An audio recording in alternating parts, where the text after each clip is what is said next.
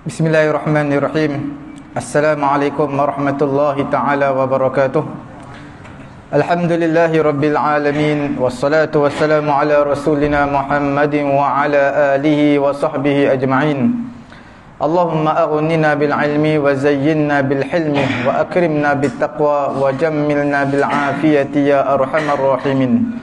Rabbi shrah li sadri wa yassir li amri wahlul 'uqdatam min lisani yafqahu qawli. Rabbi yassir wa la tu'assir wa tammim bil khair wa bika nasta'in wa la hawla wa la quwwata illa billahil aliyyil azim. Alhamdulillah tuan-tuan, puan-puan dirahmati Allah Subhanahu wa taala. Pada malam ni insya-Allah kita akan lihat mengenai dengan beberapa hadis mengenai dengan ancaman Nabi sallallahu alaihi wasallam terhadap orang yang terlampau cintakan harta, iaitu bakhil. Kita lihat hadis yang pertama, an Abi Hurairah radhiyallahu taala anhu qala Rasulullah sallallahu alaihi wasallam, law kana li mislu uhudin dhahaban lasarrani alla yamurru alayya thalath layal wa indi minhu syai'un illa syai'un ursiduhu lidain. Hadis riwayat Imam Bukhari. Daripada Abu Hurairah radhiyallahu taala anhu, dia telah berkata, Nabi sallallahu alaihi wasallam bersabda, kalaulah aku memiliki seumpama gunung Uhud, kalaulah aku memiliki emas seumpama gunung Uhud, tidak pastilah mengembirakan aku, iaitu tidak lebih daripada 3 malam. Mana 3 malam tidak akan melepasi aku, sedangkan di sisi aku masih ada sesuatu daripada harta tersebut. Mana Nabi akan habiskan. Nabi akan beri sedekah, beri infak kepada orang lain. Nabi tak akan biarkan harta ini lebih daripada 3 malam berada di sisi Nabi. Melainkan sesuatu yang mana Nabi jaga dia, Nabi nak asingkan dia untuk membayar hutang, untuk menunaikan untuk membayar hutang. Kerana menunaikan hutang itu diutamakan berbanding sedekah. Sedekah juga, tetapi hutang yang lebih diberi prioriti. Kerana kebanyakan di kalangan orang-orang yang jahil, orang yang tidak tahu ini, mereka akan utamakan sedekah, hutang tu nanti dulu. Sebenarnya hutang adalah perkara yang perlu diberi keutamaan berbanding dengan sedekah ataupun tabarruk, perkara-perkara yang sunat yang lain.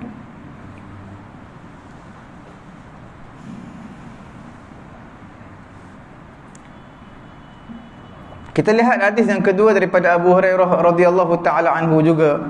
Dia berkata, Nabi sallallahu alaihi wasallam bersabda, ma min yaumin yusbihul ibadu fih illa malakani yanzilan fayaqulu ahaduhuma Allahumma a'ti munfiqan khalafan wa yaqulu al-akhar Allahumma a'ti mumsikan talafan. Hadis riwayat Imam Bukhari dan juga Imam Muslim, iaitu daripada Abu Hurairah radhiyallahu taala anhu. Dia berkata, Nabi sallallahu alaihi wasallam bersabda, tidak ada mana-mana hari yang berpagi manusia padanya, melainkan ada 2 malaikat yang akan turun, dan salah satu daripada 2 malaikat tadi akan menyatakan, akan mendoakan kepada orang yang menginfakkan harta dia ke arah kebaikan. Maka malaikat akan berdoa setiap pagi, Allahumma a'ti munfiqan, wahai Allah, berikanlah kepada orang yang berinfak ini khalafan, iaitu gantikan balik harta yang diinfakkan tadi. Sama ada ganti tersebut ganti di kehidupan dunia ataupun ganti di kehidupan akhirat nanti. Wa ma anfaqtum min syai'in fahuwa yukhlifuhu wa huwa khairur raziqin. Apa yang kamu infakkan, maka Allah Ta'ala akan gantikan. Allah lah sebaik-baik pemberi rezeki. Satu lagi, malaikat akan berdoa kepada siapa? Kepada orang yang tak menginfakkan harta, tak bagi sedekah, yang kedekut. Maka malaikat satu lagi berdoa, Allahumma a'ti mumsikan talafan, Wahai Allah, berikanlah kepada orang yang tak nak infakkan harta dia ke arah kebaikan ini, berikanlah kepada orang ini talafan, iaitu kemusnahan pada hartanya. Hadis riwayat Imam Bukhari dan juga Imam Muslim.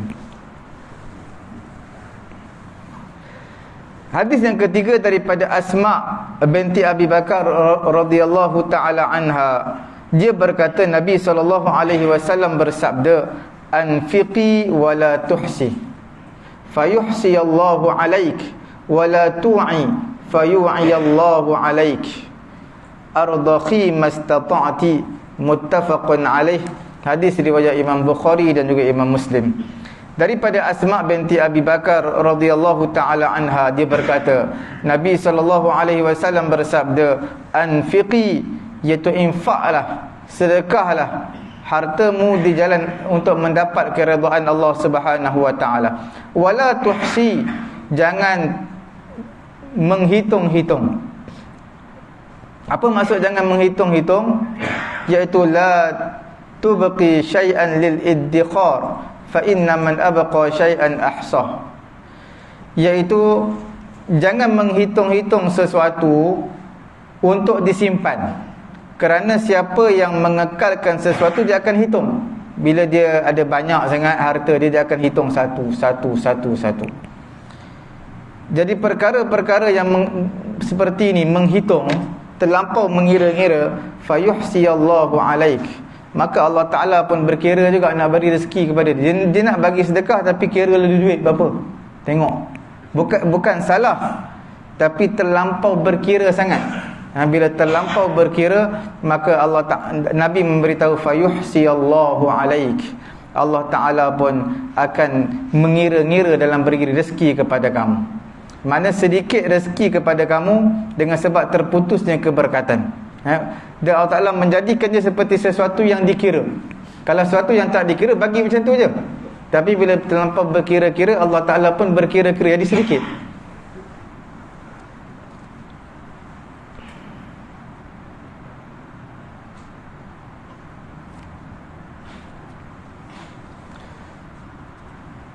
Wala tu'i fayu'i Allahu alaik. Jangan kamu, la tu'i fayu'i Allahu alaik, jangan kamu melarang, jangan kamu larang lebihan harta kamu untuk berikan kepada orang miskin. Kerana Allah Ta'ala juga akan larang kelebihan kurniaannya kepada kamu. Bila mana kita tahan harta kita daripada beri kepada orang miskin, Allah Ta'ala juga akan tahan kurniaan dia, rezeki dia kepada kamu.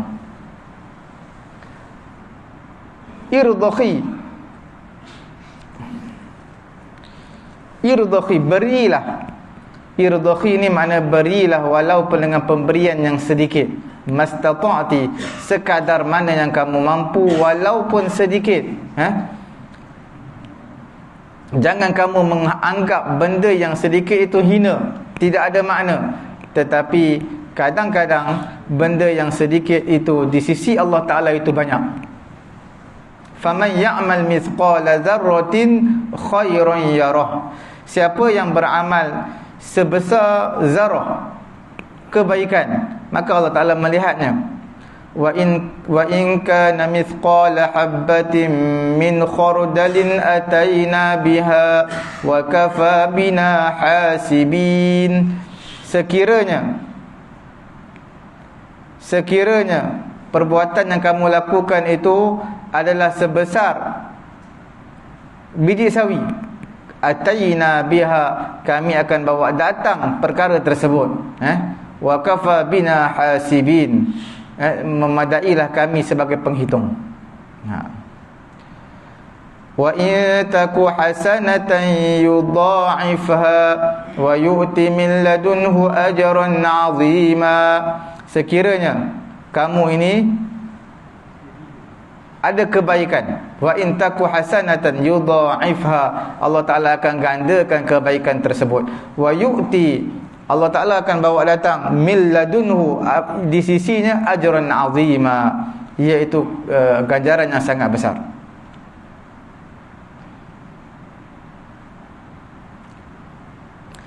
Nabi SAW perintahkan kepada Asma dalam hadis ini, iaitu untuk memberi pemberian infak, walaupun di sisi uruf kebiasaannya benda tu sedikit. Innaha la taqdir an tatasarraf fi maliha, kerana diketahui keadaan Asma ini, dia tak mampu untuk gunakan harta dia sebab miskin.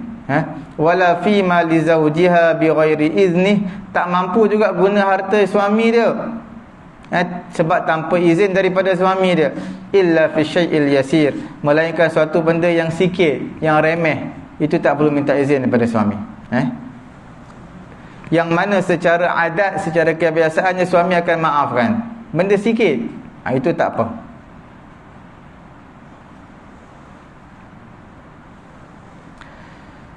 Hadis yang keempat, an Abi Hurairah radhiyallahu taala anhu qala Rasulullah sallallahu alaihi wasallam, qala Allah taala anfiq ya ibna Adam unfiq alaik. Hadis riwayat Imam Bukhari juga Imam Muslim. Daripada Abu Hurairah radhiyallahu taala anhu, dia telah berkata, Nabi sallallahu alaihi wasallam bersabda, Allah Subhanahu wa taala berfirman dalam hadis qudsi, anfiq ya ibna Adam, kamu infaklah wahai anak Adam, daripada apa yang akan habis, infakkan dia. Unfiq alaik, maka Allah Ta'ala kata, aku akan infak kepada kamu. Kamu beri, aku akan beri. Allah Ta'ala kata, hadis qudsi. Ini mengisyaratkan firman Allah Subhanahu wa taala, ma 'indakum yanfadu wa ma 'indallahi baqa. Apa yang ada di sisi kamu akan habis, tapi apa yang ada di sisi Allah tak akan habis, akan kekal. Makna dalam hadis ini, infaklah, bersedekahlah harta-harta yang akan habis di kehidupan dunia, untuk kamu mendapatkan martabat yang tinggi di kehidupan akhirat nanti. Ataupun maknanya, kamu berilah kepada manusia apa yang Allah Ta'ala beri rezeki kepada kamu, sehinggalah aku, iaitu Allah Ta'ala, akan beri rezeki kepada kamu di kehidupan dunia. Kamu beri, Allah Ta'ala akan beri kepada kamu. Hadis yang kelima, an Abi Umamah radhiyallahu taala anhu qala Rasulullah sallallahu alaihi wasallam, ya bana Adam, in tabzul al-fadla khairun laka wa in tumsikhu syarrun laka wa la tulamu ala kafaf wabda biman ta'ul. Rawahu Muslim. Hadis riwayat Imam Muslim daripada Abi Umamah radhiyallahu taala anhu, dia telah berkata, Nabi sallallahu alaihi wasallam bersabda, ya bana Adam, wahai anak Adam, in tabzul al-fadla, sekiranya kamu infakkan, belanjakan lebihan harta kamu, lebihan daripada hajat kamu, untuk keperluan kamu, isteri kamu, anak kamu dah cukup, ada lebihan, maka kamu infakkan lebihan tersebut, itu adalah baik bagi kamu, baik di kehidupan dunia ataupun dan juga kehidupan akhirat. Kemudian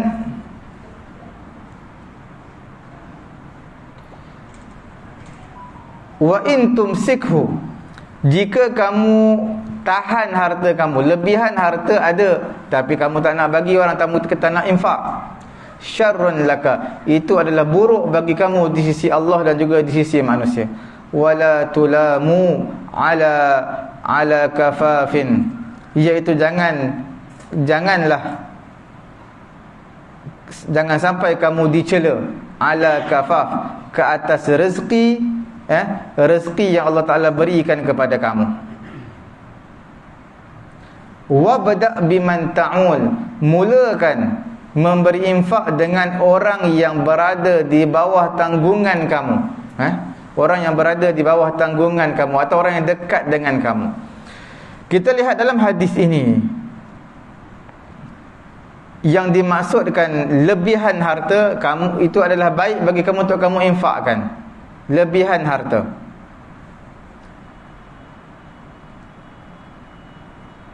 Abu Bakar radhiyallahu taala anhu telah menyedekahkan semua hartanya.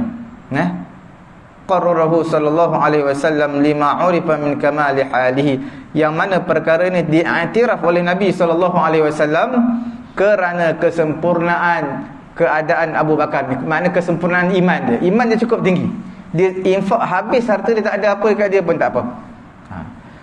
Sayyidina Umar radhiyallahu taala anhu, dia nak melakukan yang demikian, maka Nabi perintahkan dia tahan sebahagian harta dia. Sebab Umar tak sama iman seperti Abu Bakar. Makna bagi separuh, tapi jangan bagi semua seperti Abu Bakar.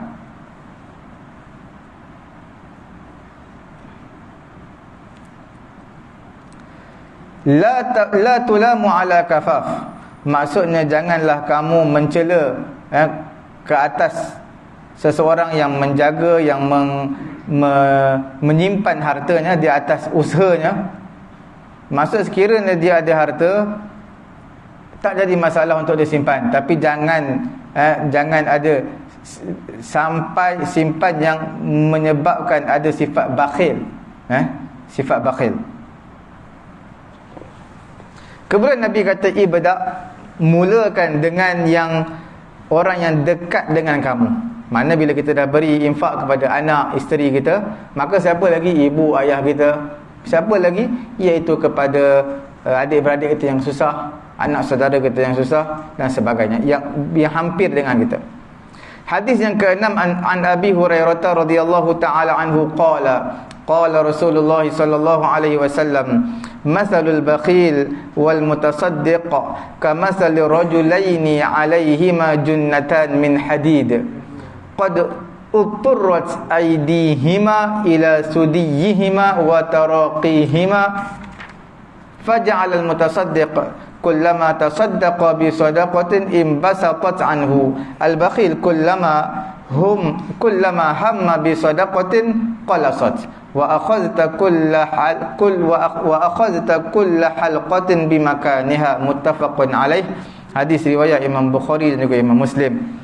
Iaitu daripada Abu Hurairah radhiyallahu taala anhu, dia berkata, Nabi sallallahu alaihi wasallam menyatakan perumpamaan orang yang bakhil dan juga orang yang bersedekah ini seumpama perumpamaan dua orang lelaki yang memakai baju besi, baju berperang, baju besi, daripada baju besi.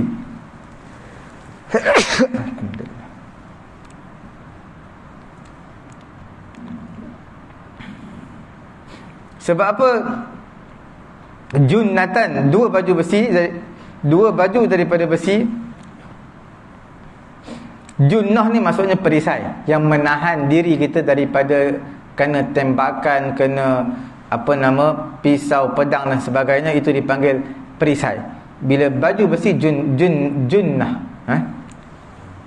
Okey. Kemudian Nabi kata, qad utturrat aydihima ila sudiyihima, sesungguhnya menjadi sempit, ketat, sendat bahagian tangan ni, di bahagian tangan menjadi sendat sampai ke bahagian dada, sendat pakaian baju besi tadi. Wa taraqihima, sendat tersebut daripada tangan, bahu, belakang bahu sampai ke dada, sendat, tak boleh nak gerak, susah nak gerak, sendat sangat. Maka orang yang bersedekah ni, setiap kali dia bersedekah, dia ingin bersedekah dan melakukan sedekah, maka baju tadi akan besar, akan luas. Mana dia tak ada ketat sendat sangat, dia tak jadi rimas. Itu perumpamaan dia. Bila kita sedekah, lagi lapang, lagi luas, lagi murah rezeki kita. Wa ja'alal bakhil, orang yang bakhil ini, setiap kali dia bersedekah, dia azam nak sedekah, dia nak bersedekah, maka qalasat, makin bertempek kuat pada dada dia, pada tangan dia, pada bahu dia pakaian tersebut, makin kuat lekat. Wa akhadta kulli halqatin bimakaniha, kamu mengambil setiap baju besi di tempatnya. Maknanya semakin ketat. Ini adalah perumpamaan. Ini dipanggil sebagai perumpamaan yang Nabi berikan kepada kita. Perumpamaan orang yang bakhil dan juga orang yang bersedekah. Orang yang bersedekah, semakin bersedekah semakin lapang, semakin besar baju dia. Tapi orang yang bakhil ni, dia nak lakukan sedekah makin sempit sebab dia kedekut sangat harta dia.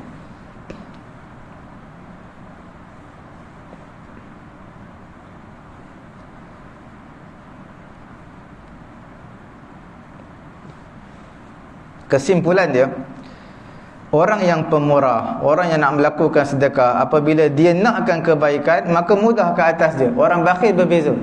Orang yang nakkan kebaikan, nakkan pahala, dia orang yang pemurah ni bila nak melakukan sedekah dia mudah. Tapi untuk orang yang bakhil, bila nak melakukan sedekah macam ketat, susah. Hadis yang ketujuh daripada Jabir radhiyallahu taala anhu, dia telah berkata, Nabi sallallahu alaihi wasallam bersabda, ittaqul zulma fa inna zulma zulumatun yaumal qiyamah wattaqus syuhha fa inna syuhha ahlaka man kana qablakum hamalahum ala an safaku dima'ahum wastahallu maharimahum. Rawahu Muslim. Hadis riwayat Imam Muslim daripada Jabir radhiyallahu taala anhu, dia telah berkata, Nabi sallallahu alaihi wasallam bersabda, ittaquz zulma, takutlah kezaliman. Kezaliman termasuklah asyuh, bakhil. Bakhil pun zalim. Termasuklah akhlak-akhlak yang hina, perbuatan-perbuatan yang jelek, yang huduh, termasuk dalam kezaliman. Kerana sesungguhnya kezaliman itu adalah kegelapan pada hari kiamat nanti. Sebab kita di akhirat nanti, orang beriman ini, dia bawa cahaya depan dia. Jadi bila cahaya, dia boleh berjalan, ada cahaya. Ada pun orang yang berakhlak buruk, orang yang mana orang-orang kafir atau orang yang berakhlak buruk, mereka ini gelap, tak ada cahaya. Bila tak ada cahaya, tak boleh berjalan, tidak boleh berjalan, sebab tidak ada cahaya.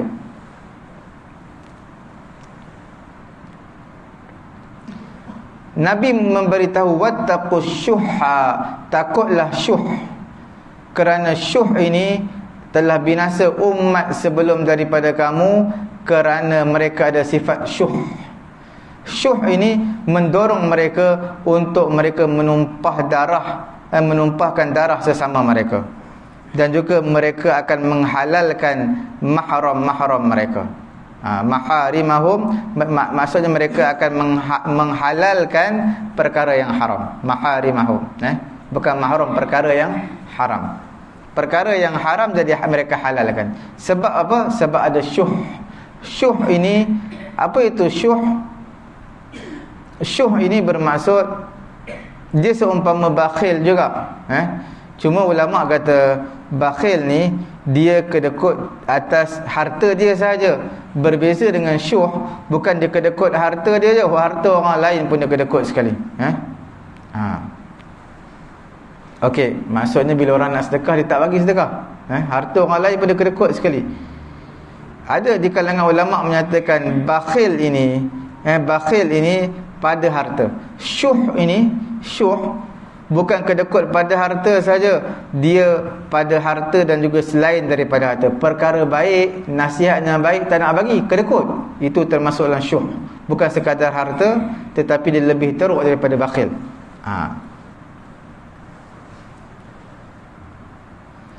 Dan syuh ini Nabi sebut, wattaqus syuh, memberi peringatan kepada kita, itulah kezaliman yang paling besar.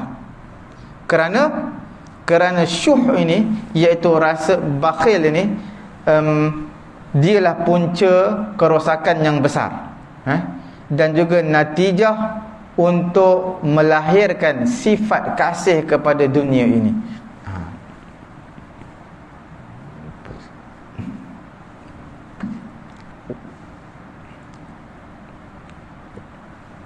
Bila kita membelanjakan harta, menginfakkan harta, bermaksud kita nak turunkan level kita sama seperti orang lain. Walaupun kita banyak harta, banyak duit, kita turunkan level kita seperti orang yang kita bagi duit, bagi infak kepada dia.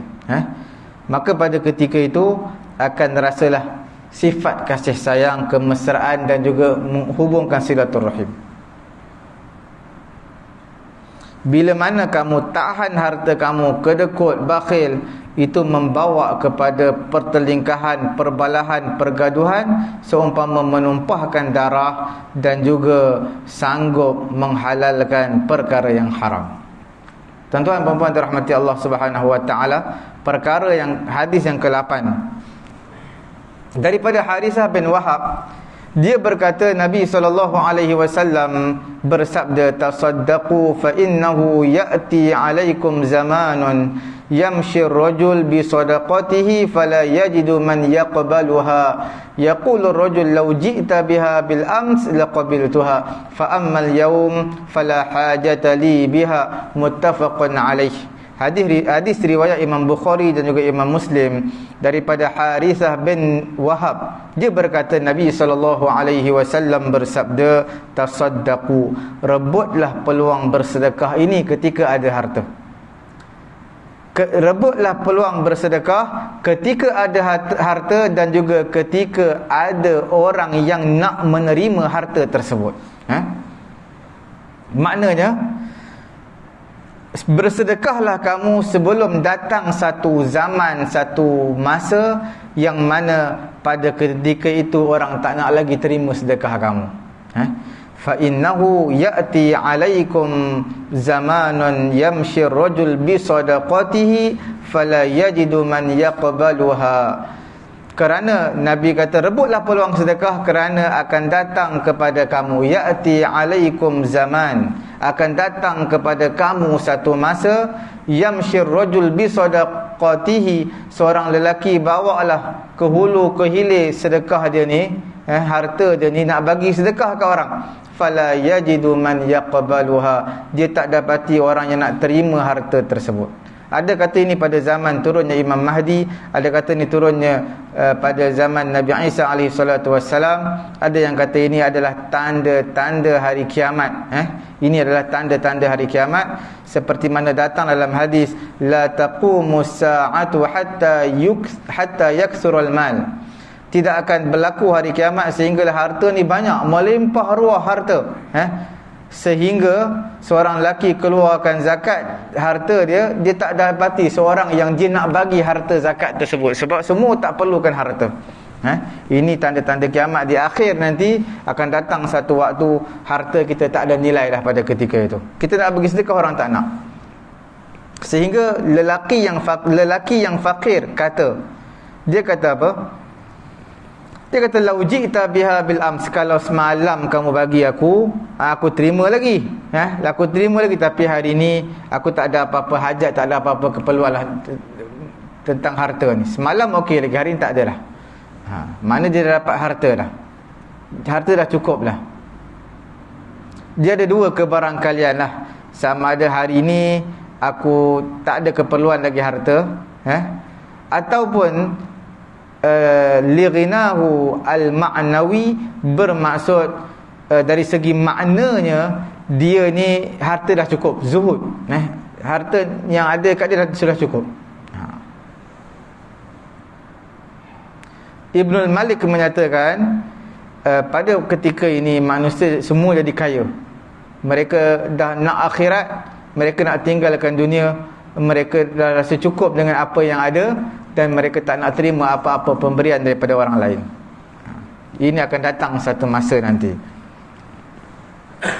Hadis yang ke-9, an Abi Hurairah radhiyallahu taala anhu qala rajulun ya Rasulullah ayyus sadaqati a'zamu ajran, qala anta saddaqa wa anta sahihun syahihun takhshal faqra wa ta'mulul ghina. Daripada Abu Hurairah radhiyallahu taala anhu, hadis riwayat wala tumhil hatta idza balaghatil hulqum qulta li fulanin kadza wa li fulanin kadza wa qad kana li fulanin, muttafaqun alaih.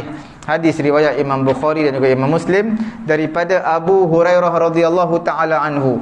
Dia telah berkata, seorang lelaki yang telah berkata, ya Rasulullah, wahai Rasulullah, ayyus sadaqah a'zamu ajran, jenis sedekah apakah yang ganjarannya besar, yang ganjarannya paling besar, paling sempurna. Apa jawapan Nabi? Nabi kata, anta saddaqa, hendaklah kamu bersedekah, wa anta sahihun syahihun. Pada ketika itu kamu bersedekah pada ketika kamu sihat. Pada ketika kamu sihat, kamu sedekah. Pada ketika kamu rasa sayang sangat duit kamu ni, harta kamu, itulah waktu terbaik untuk sedekah. Sebab pada ketika itu kecenderungan kamu kepada harta. Waktu itulah sebenarnya yang terbaik untuk melakukan sedekah. Takhshal faqra, kamu takut kefakiran. Sedekah takut kefakiran. Walaupun Quran kata akan ganti balik harta yang kamu sedekah, hadis kata akan ganti balik harta yang kamu sedekah, malaikat doa untuk kamu, tapi tetap rasa bimbang, rasa takut untuk bersedekah, maka itulah waktu yang afdal untuk bersedekah. Wa ta'mulul ghina, dan pada ketika tu kamu dah simpan hajat, pengharapan yang tinggi untuk menjadi orang kaya, untuk menjadi macam-macam, simpan harapan untuk beli rumah, tukar kereta baru, tukar motor baru, dan macam-macam dah planning. Tapi itulah sebenarnya waktu yang terbaik untuk bersedekah.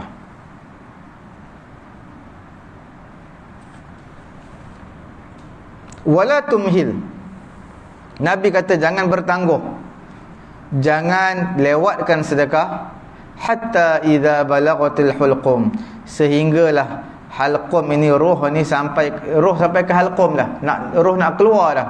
Jangan sampai ke situ.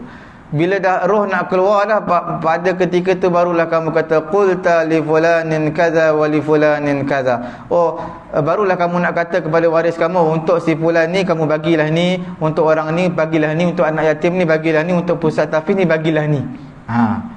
Baru ketika tu nak teringat nak sedekah. Ketika sakit, ketika nak mati, baru teringat sedekah.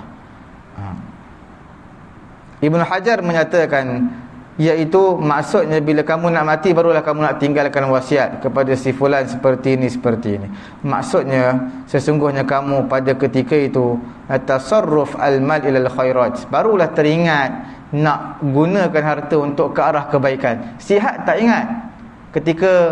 Ketika mana sihat, ketika mana kamu rasa banyak harta, apa yang kamu kumpul duit, kamu tak rasa pula nak sedekah. Tapi bila dah sakit, bila dah rasa nak mati, barulah rasa timbul perasaan ingin bersedekah. Kerana pada ketika kamu nak mati ni, kamu dah tahu dah hidup tak apa lama dah ni, sakit. Dan pada ketika tu tak dibenarkan lagi untuk kamu wasiat lebih daripada 1/3. Yang boleh digunakan harta kamu, yang boleh digunakan harta 1/3 yang untuk sedekah. 1/3. Nak sedekah semua memang tak boleh. Sebab apa? Sebab ada hak waris di situ.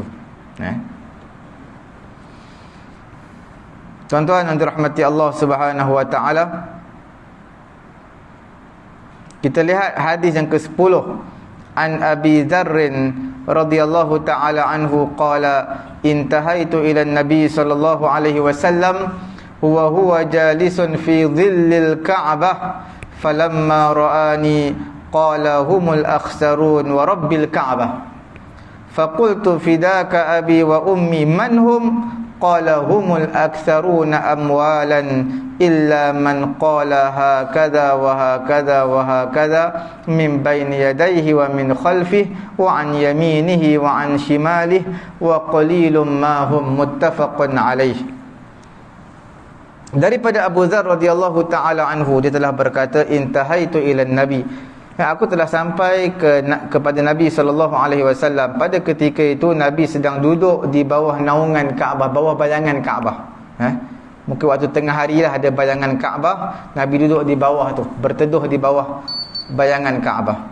Falamma ra'ani, bila mana Nabi melihat aku, Nabi lihat aku, maka Nabi kata umul akhsarun, mereka itu orang-orang yang paling rugi. Nabi lihat aku bermaksud Nabi lihat dari segi zuhudnya aku ni. Abu Zar ni dia zuhud, dia memilih kemiskinan berbanding kekayaan. Dia zuhud, Abu Zar. Maka Nabi nak kuatkan hati aku, nak gembirakan, nak motivate hati aku ini. Maka Nabi kata humul akhsarun, banyak di luar sana itu akhsarun, yang sangat rugi. Al-akhsarun tijarah fil mal, makna banyak berniaga harta sampai jadi kaya, tapi sebenarnya pada masa akan datang dia adalah rugi. Dia rugi. Wa rabbil Ka'bah, maka Nabi bersumpah, mereka itu rugi demi Tuhan Ka'bah. Maka aku berkata, fadaka abi wa ummi. Manhum, siapakah mereka itu wahai Rasulullah? Mereka yang rugi yang kamu sebutkan tadi. Maka Nabi jawab, humul aksarun amwalan. Mereka itu orang yang banyak hartanya. Yang paling banyak hartanya. Orang yang rugi pada masa akan datang adalah orang yang mengumpulkan harta yang banyak-banyak.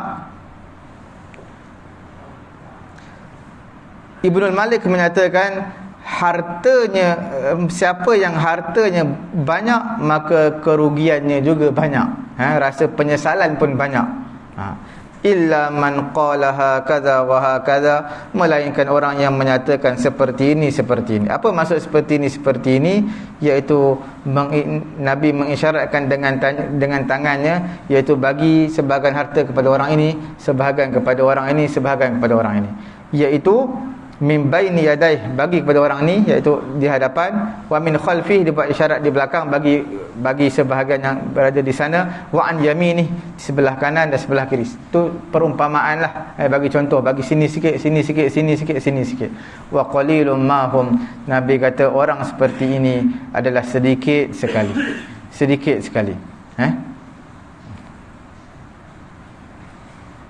Mengisyaratkan firman Allah Ta'ala, wa qalilum min ibadiyasy syakur, sedikit di kalangan hamba-Ku yang bersyukur. Dan sekaligus mengisyaratkan kefakiran itu yang afdal. Memilih kefakiran itu adalah yang afdal, kerana dia adalah tariqu aslam, dia jalan lebih selamat. Bila harta banyak dipersoalkan, banyaklah soal jawab nanti di akhirat nanti. Tuan-tuan dirahmati Allah Subhanahu wa Ta'ala, kita lihat lagi dua hadis. Hadis yang ke-11, an Abi Hurairah radhiyallahu taala anhu qala Rasulullah sallallahu alaihi wasallam, as-saqiyyu qaribun min Allah. Daripada Abu Hurairah radhiyallahu taala anhu qala, Nabi sallallahu alaihi wasallam bersabda, as-saqi, orang yang permurah ini, orang yang banyak menginfakkan hartanya ini adalah qaribun minallah, orang yang dekat dengan rahmat Allah Subhanahu wa taala, kerana dia berakhlak dengan akhlak yang mulia, dengan sifatul karam, sifat pemurah. Kemudian Nabi kata lagi, qaribun minal jannah, orang yang pemurah ini dekat dengan syurga. Dia dekat dengan syurga. Qaribun minan nas, dia juga dekat di hati manusia. Sebab apa? Sebab dia buat baik, bantu orang-orang miskin, kemudian sifat pemurah yang ada pada diri dia. Maka kerana sifat pemurah ini, semua manusia suka kepadanya, walaupun manusia tak dapat harta dia, tak dapat pemanfaat harta dia, tapi dengan sebab pemurahnya ia, maka orang yang tak dapat harta dia pun tompang gembira sekali. Itu menunjukkan manusia ni, semua manusia gembira bila ada orang pemurah, walaupun dia tak dapat pun duit tu. Seperti mana sukanya orang yang adil. Orang yang adil ini manusia suka. Adil lawan dia orang yang zalim, orang yang ada diskriminasi, orang yang tak berlaku adil, berat sebelah, bias. Orang seperti ini, walaupun kita tidak berada di tempat orang yang kena zalim, orang yang bukan berada di tempat orang yang tak berlaku adil, tapi kita lihat dengan mata pun kita tak suka. Tapi bila kita lihat keadilan tertegak di hadapan kita, kita turut gembira, suka. Kemudian ba'idun minan nar, sifat pemurah ini dia jauh daripada api neraka. Sebab bila pemurah, dia tak akan ambil harta haram kemudian dia gunakan untuk perkara-perkara baik. Dia akan, bila sebut tentang orang pemurah ini, daripada harta dia, dia bagikan kepada manusia. Wal bakhil, adapun orang yang bakhil, yang kedekut ini, ba'idun minallah, jauh daripada Allah. Ba'idun minal jannah, jauh daripada syurga. Ba'idun minan nas, jauh daripada manusia. Manusia pun tak suka dia, kedekut. Time sarapan pagi pun ada dia kat kedai, petang pun ada dia, tapi tak pernah keluar duit. Tompang sekali duduk satu meja, bayar tak nak. Jauh di hati manusia. Lama-lama orang nampak, orang lari, tak nak duduk dengan dia. Qaribun minan nar, dan dekat dengan api neraka. Sebab orang ni bakhil.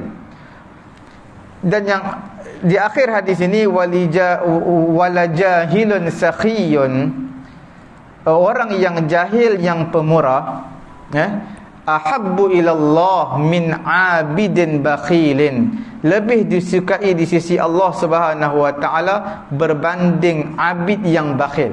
Orang yang jahil, yang pemurah, lebih disukai di sisi Allah berbanding abid yang bakhil. Hadis riwayat Imam Tirmizi.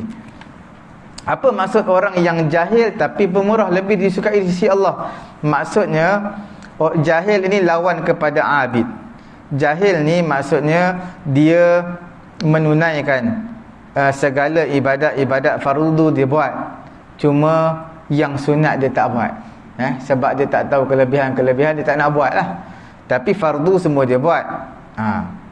Orang yang seperti ini, dia pemurah, dia jahil tetapi dia pemurah, tapi sembahyang fardu, puasa fardu semua dia buat. Cuma dia jahil lah dalam bab-bab yang lain. Orang seperti ini lebih dicintai di sisi Allah berbanding abid. Kerana abid ni, dia banyak buat benda sunat. Sama ada abid ini orang yang banyak ibadat lah. Sama ada dia alim ataupun dia tidak alim. Maksudnya sama ada dia banyak ilmu ataupun tak banyak ilmu, yang penting dia abid, memang banyak buat ibadat sunat. Buat ibadat sunat ni selalunya untuk diri dia, sembahyang semua untuk diri dia. Pemurah ni dia bantu orang lain. Orang yang jahil tetapi dia pemurah lebih disukai di sisi Allah berbanding abid yang bakhil. Kerana bakhil, abid, ibadat sunat banyak buat, tapi harta tak pernah keluar, kedekut. Sedangkan hubbud dunya, cinta kepada dunia, bakhil ini adalah kepala kepada setiap kerosakan. Setiap kerosakan. Berapa ramai kita lihat orang yang mana meninggalkan perkara wajib syar'i. Perkara yang wajib syar'i. Perkara semayang tak nak buat tapi sedekah buat, itu pun salah. Semayang tak nak buat, sedekah bukan main buat lagi. Bagi duit ke orang ni orang tu, tapi benda fardu tak nak buat, ini pun salah. Dan tidak syak lagi kita katakan mendirikan ibadat fardu lebih afdal, lebih afdal berbanding ibadat sunat.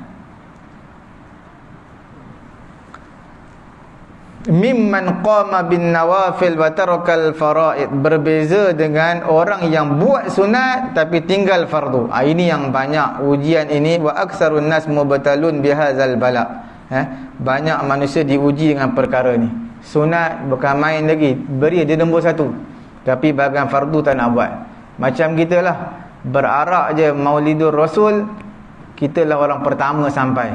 Tapi bila mana sunnah yang Nabi ajar, sembahyang subuh 5 waktu berjemaah, kadang-kadang datang, kadang-kadang tak ada. Sedangkan berarak itu dia nombor 1. Bukanlah salah, tapi benda tersebut ada benda yang sepatutnya buat tak nak buat. Benda yang seronok-seronok, dia yang paling seronok untuk buat. Hadis yang ke-12 daripada Abu Sa'id Al-Khudri radhiyallahu taala anhu, dia berkata, Nabi SAW bersabda, la an yatasaddaqal mar'u fi hayatihi bidirhamin khairun lahu min an yatasaddaqa bi mi'atin 'inda mautihi, rawahu Abu Dawud. Daripada Abu Sa'id Al-Khudri radhiyallahu taala anhu, dia kata Nabi sallallahu alaihi wasallam bersabda, la an yatasaddaqa al-mar'u, seseorang yang bersedekah ketika dia hidup, makna ketika dia sihat ni, dia bersedekah 1 dirham, makna nak menunjukkan sedikit sangat dia sedekah 1 dirham je, itu lebih baik baginya min an yatasaddaqa bi mi'atin, berbanding dia sedekah 100 ringgit, 100 dirham. 100 dirham ini sebagai contoh je, dalam hadis tulis 100 dirham, contoh menunjukkan banyaknya dia sedekah, tapi malang je inda mautihi, ketika mana nak mati dah, sakit nak mati dah, baru nak sedekah banyak. Sedekah ketika sihat 1 dirham lebih bernilai, lebih baik berbanding dengan 100 dirham yang kamu nak sedekah ketika mana saat kematian kamu. Ini menunjukkan waktu yang sihat, waktu kita banyak harta, waktu kita perlukan duit nak buat ni, waktu itulah sebenarnya terbaik untuk kita melaksanakan sedekah.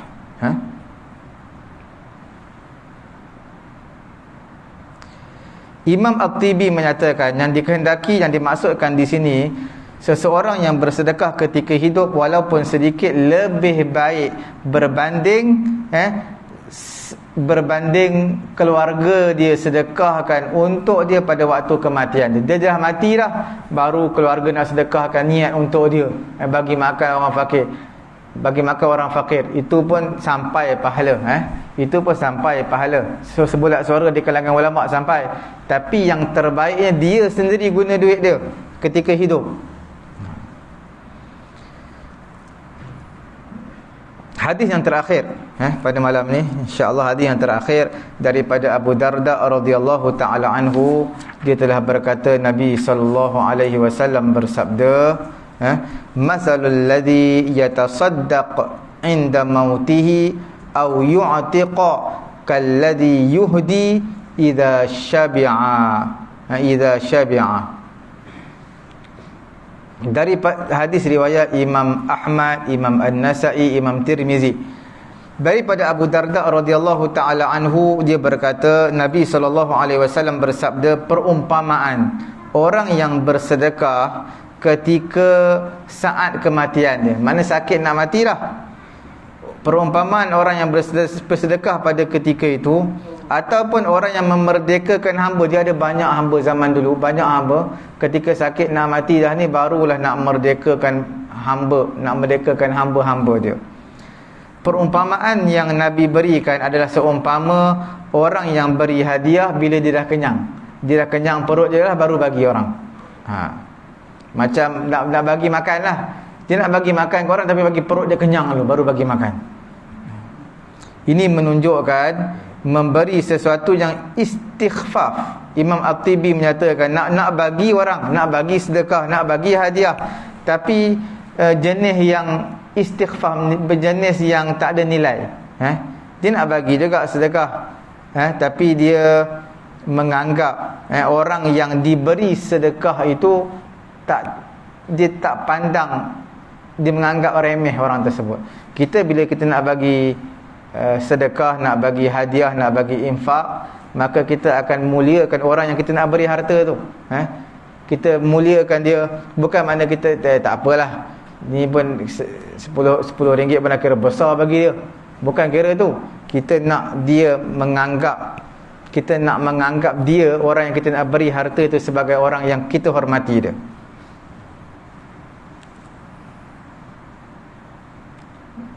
Saya kira cukup sekadar itu dulu dalam 13 hadis yang kita bacakan pada hari ini, mengenai beberapa ancaman yang Nabi berikan kepada orang yang bersifat bakhil ataupun bersifat syuh. Syuh ni lagi tinggi daripada bakhil. Ada apa-apa soalan?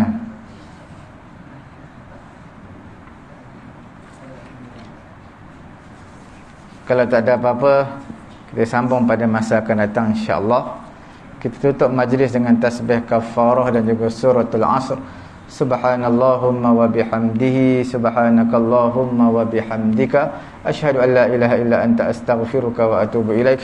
Bismillahirrahmanirrahim. Alhamdulillahi rabbil alamin. Wassalatu wassalamu ala rasulina Muhammadin wa ala alihi wa sahbihi ajma'in. Allahumma anfa'na bima 'allamtana wa 'allimna ma yanfa'una wa zidna 'ilma. Alhamdulillahi ala kulli halin wa na'udzu billahi min hali ahli an-nar. Rabbana atina fid dunya hasanatan wa fil akhirati hasanatan wa qina 'adzaban nar. Wa sallallahu ala sayyidina Muhammadin wa ala alihi wa sahbihi ajma'in. Subhana rabbika rabbil izzati amma yasifun wa salamun 'alal mursalin walhamdulillahi rabbil alamin. Taqabbalallahu minna.